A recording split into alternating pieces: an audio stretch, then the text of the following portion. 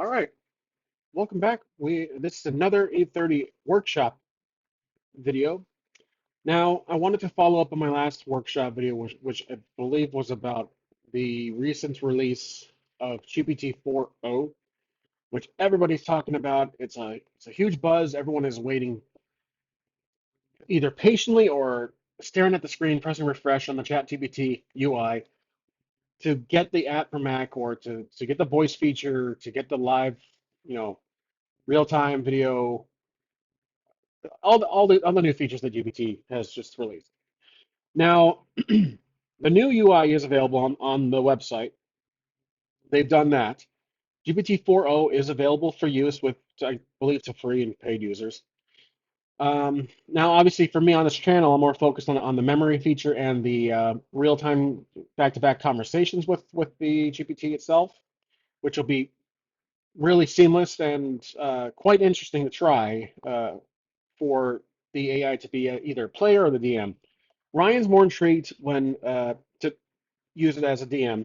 I'm more intrigued to use it as a player because I want to be able to DM but have GPT be the actual player, which would be really incredible. We've done it before with the text-based method, and it turned out actually quite well. I'm surprised I never actually followed up with it with another like an actual long campaign. But back then it was GPT 3.5 or 4, borderline 4. So the context window wasn't so big, and then we didn't have the whole memory idea. We had custom instructions back then, but yeah, it was experimental. Now, this video is about what I hope to achieve now that expectations have kind of plateaued for a bit. Because the first day they announced it, I was super excited. Me and Ryan were like, we were texting and calling, like, what can we do with this? What can we plan? What can we make video wise? And now that things have cooled off just for a bit until the feature actually hits the phone or hits the Mac, we're beginning to lay out ideas. And for me, it's the player. And then using GPT to build one as a player. Now, the one setback is the memory. When does the memory feature get released for the GPTs themselves? Not the standard GPT account that you have, but the memory feature you can put into the individual GPTs you can buy. Now, here's the other thing. Is GPT-4o the model used to build the GPTs? Because I believe they're still on 4. Now, 4 doesn't have that, won't have, at least I don't believe it will, it won't have that live back-to-back conversation or the eventual real-time video preview or real-time video uh, interpretation system. So that is the kind of TBA I have for you guys on that is when that's the real like holy grail for me. Before like we get like an eventual like a year or two away from now, maybe using Sora, when we get like an actual virtual like appearance, a face of GPT, and we're talking back and forth, that is literally like past the Her movie with Joaquin Phoenix. 'Cause in Joaquin Phoenix's movie, it was a voice, Scarlett Johansson, and the voice was incredibly, human-like and blah blah blah. Blah. If you've seen the movie, you know what I'm talking about. They went very far with the idea because the Joaquin Phoenix character developed emotions for the AI while she was like speaking to hundreds of other people, and then yeah, it was a very interesting movie. There's actually a scene I remember from the film when Joaquin Phoenix is playing a game, and it's this AR uh, 3D game. In this whole room, you can see the game itself, and he's kind of using his hands to move the character, and he's talking at the same time with uh, Samantha, I think her name was. She gave it to herself, and there's a little character in the game that was actually talking back to him and well her.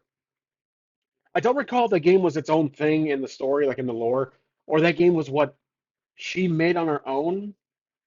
If it was through her, that's the part I don't recall much. But in any event, imagine that. And this was Ryan's idea. Imagine that game scene where it's with D&D, so that this much later down the road in the future, while we have a round table of players, real people, and the AI. is the DM, far more advanced, GPT-5 plus, whatever it will be in the future. And it's showing us a world that it's generating as our characters are exploring. And with memory, it remembers the pixels or the locations of things, and you can choose how the world will appear. You want it to be retro, like over the world view, like 8-bit, 16-bit even, like from the 90s, or it can be like this behind me. It's realistic. It's like Baldur's Gate 3, but it's completely generated like Minecraft. But with GPT at the helm, controlling the world as your characters interact with it. So that's like literally an interactive game that AI makes on the go while also DMing 4+ players. That is like a dream come true, years from now. But for the moment, we have this potential to where GPT and the individual GPTs. So we have GPT-4o, we have the GPTs you can build, we have memory, and we have the live back-to-back conversations. Those four things. Maybe the visual, that's another option. I'll get to that in a second. But those four things, once implemented, would make the best case scenario for this channel when I would use it as a player and or DM, depending on who's at the helm. If it's a video with just me solo, then it most likely would be the player, or I would DM. But if Ryan was a guest at times, he would be we would be players, and then GPT would be the DM. So um, that those four features were waiting to be fully unlocked. It's like achievements on Xbox 360, or if they're waiting for it to become unlocked, that would be amazing content and amazing material to create. Now, the other thing I mentioned was the live video preview, which is a Mac OS based uh, feature that they plan on releasing down the road, most likely later this year. But it will hit phones first. That's I think iPhones and Android phones at the same time. I don't know if there's gonna be like a discrepancy, if there's gonna be a difference of timing on that. But in any event, whichever one comes out first, that gave me an idea for not virtual, but traditional tabletop. What I've done before, I mentioned this before. I used the camera feature on GPT on the app to send GPT pictures of its character, and then it told me where it wants to move the character because the PC for GPT was a bright red dye, and it says that it wanted to move behind a pillar to hide from the goblins because I had goblins on a tabletop. I was taking pictures, but the thing is, I was consistently taking pictures, and that kind of delays it's latency. It's literal latency, and it slows things down. And of course, my videos are they're slow enough. That's evident. But with this new live method, this real-time conversation plus the video, whether or not it is GPT related, like whether or not it's a GPT built directly, I can have my camera mounted on my arm here as usual, and I would have my setup on the table here with the tabletop elements, the trees, the buildings, the dice, the characters, and GPT. I would be have my phone mounted to the rig, to the jib, and I would have to live capture my phone's details onto OBS. Now, the other way was with the Mac OS build, which we're still waiting for that. That's supposed to be released within this week. But I think the live preview feature will come down later this year. So everything I'm talking about will most likely come later this year. So I'm going to do what I can to make content that has the new features as they come out and make the best of it. But we all know we're waiting for, the live and then the real voice to voice with no delay. Especially since the voice has emotions and it can change its tone. It can sound like a robot or it can sound like it's singing. That's incredible. Plus, it can see your face and tell you how you're feeling. So, um, the tabletop approach could be really intriguing to where no matter whether it's my phone, I'm recording from my phone itself. I don't use a computer, and I ask GPT where it wants to go if it's player, or if it's the DM, and it tells me what to do. I'm simply the hands, and I tell that my character wants to go here. Well, then maybe it's like, all right, well, you discovered a room, and there's going to be some goblins in there, so I draw the room and I put some goblins in. It's kind of like a procedurally generated, or I should say AI generated. So there's so many possibilities here. And it just adds to what I originally had this channel created was for AI in D&D, and that kind of expanded into solo play. But because of this new feature, these new features, it brings that back into the forefront. Now, the other thing I want to talk about was Google. Right now, at this very moment, Google has their I/O for 2024 for this year. They released all of their upcoming AI features. Now, they are a slightly different ecosystem when it comes to AI. I'm not here to talk about AI versus Google versus GPT. This channel is not about like reviewing AI and how it's going to change the world and everything like that. I'm focused on D&D and RPGs with AI at times. So what I'm trying to do is basically, if GPT, I'm not saying well, not, it won't. I won't say it's going to not work for me, but I'm not saying it won't work for me. Tongue twister, sorry. But Google is the backup plan.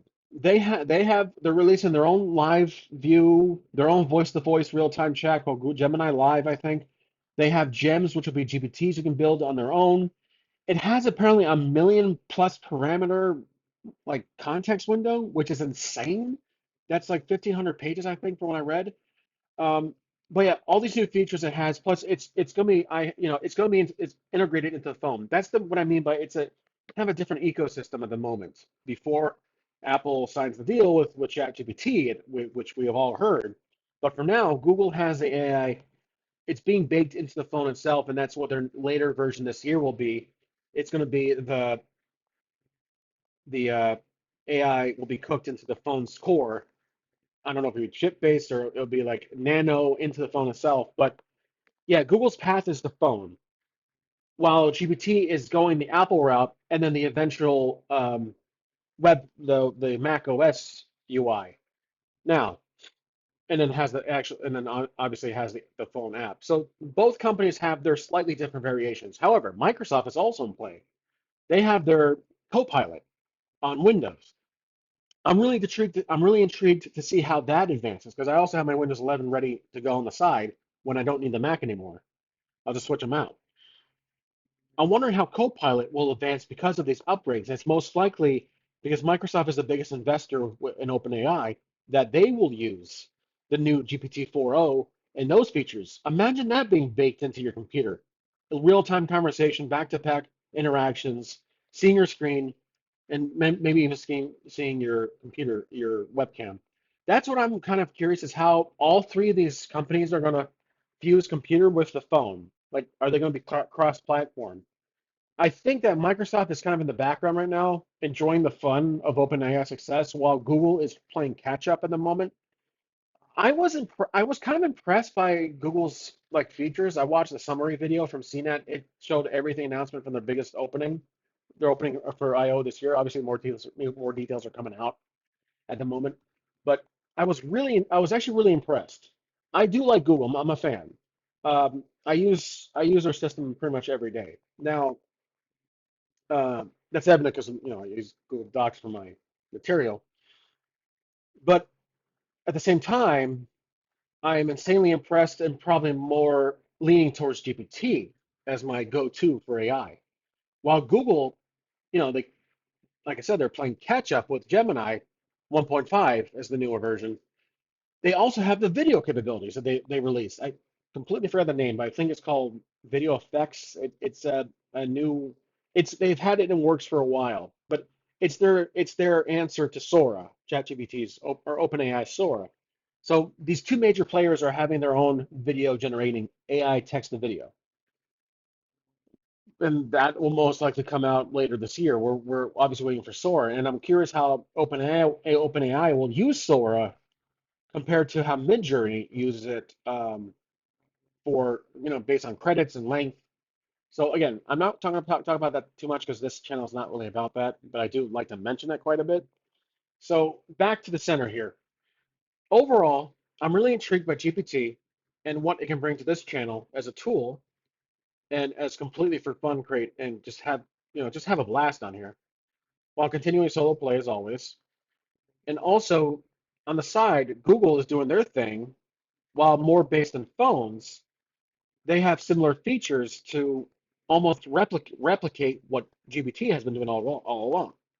So we'll see. This is definitely an arms race of AI, and it's just super exciting to be part of this venture that's going on. So, but for now, I'm going to wait till the Mac OS app gets released officially, whenever that might be.